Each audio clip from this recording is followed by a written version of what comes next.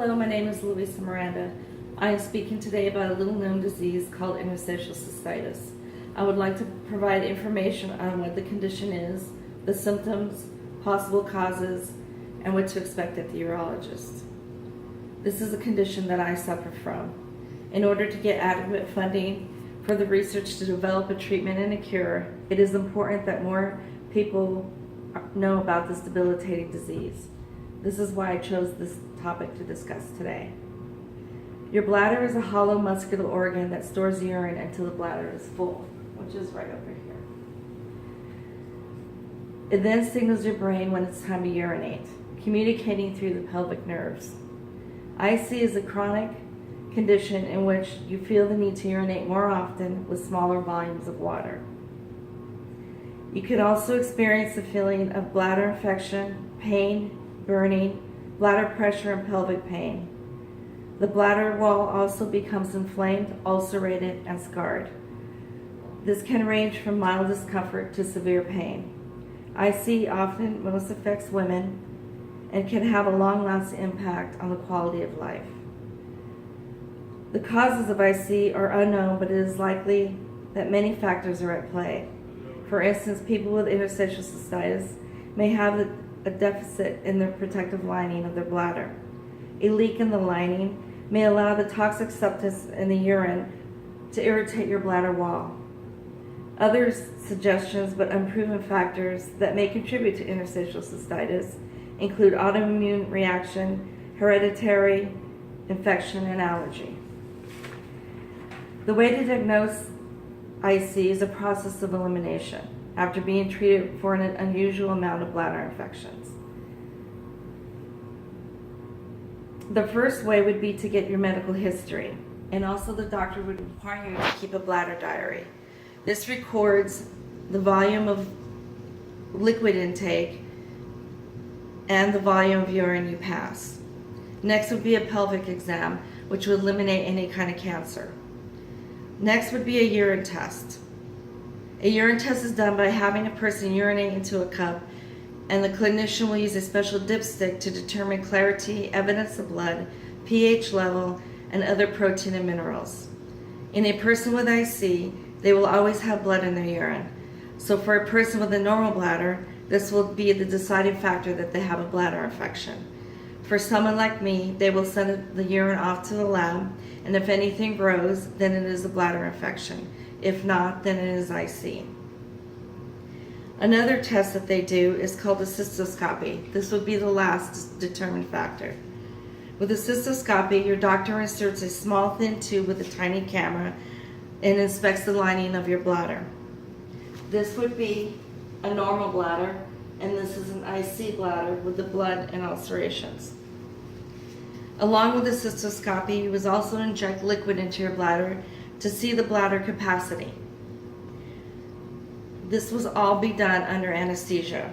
And while he's in there, he'll also do a biopsy to make sure there are no bladder cancer or any other rare bladder diseases. There is no cure for IC, but they have many treatments. Every man and woman responds differently, and there are side effects. The treatments include pills, installations, procedures, diets, and alternative medicine. First, the pills. There's Almiron, which is a cancer drug you take every day, and it causes the same side effects as any chemotherapy. There's also tricyclic antidepressants and antihistamines. This helps with the inflammation of the lining of the bladder. They also do the bladder drugs for the frequency of urination. There was Vesicare, Tovaz, and Detrol LA. Also, to help with the nerve pain, they have fibromyalgia drug Lyrica, and also they prescribe pain medications. All these have severe side effects. They range from nausea, grogginess, and suicidal tendencies. Another treatment would be bladder installation. This is where they put a catheter in you through your urethra and put medicine into your bladder through an IV. The most common one is DMSO. That is also a bladder cancer drug. It causes a pungent garlic smell which lasts 2 to 3 days. They also do drugs of lidocaine, pentosan, and heparin. These are cocktail drugs they can mix up or do one at a time. These are very painful because of the catheterization. The other treatment is Botox. They inject 10 to 15 shots into your bladder, and it freezes your bladder just like it would freeze your forehead or your eyes, just like you would do it for cosmetics. It's very expensive. Insurance will only pay for your doctor fees and your hospital fees, but will not pay for the drug, which can cost anywhere from $3,000 to $8,000. Another thing that you would have to be aware of is your diet. Many things are acidic, such as tomato juice, tomatoes, orange juice, coffee, and iced tea. Everybody's different, so you must do a process of elimination to see what affects you the most. The alternatives for pain medication are physical therapy and acupuncture. Another treatment would be the nerve stimulation, a TENS unit. It's called interstim, which is placed in the small of your back. This was traditionally made for people with lower back pain. It is something that is surgically put in your back, and it provides stimulation to the nerves. I've had this done twice, and I've had it taken out twice. It caused pain in my legs, and it can also cause severe pain in your back. Another treatment that I do is called hydrodistension. This is where they fill your bladder up with saline and break the nerve endings. It lasts from 3 to 6 months, and I have to do it every 3 months. While he's in there, this is also done under anesthesia. He treats the ulcers that you may have. The last would be bladder augmentation, which is the removal of the bladder. They do not do that so often anymore. Interstitial cystitis can no longer be considered rare.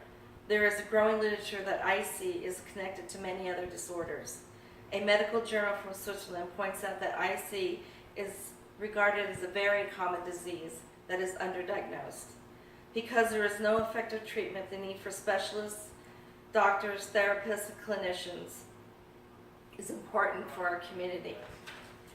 My hope is that all of you will take this information and talk with your friends and family so that more people understand this disease.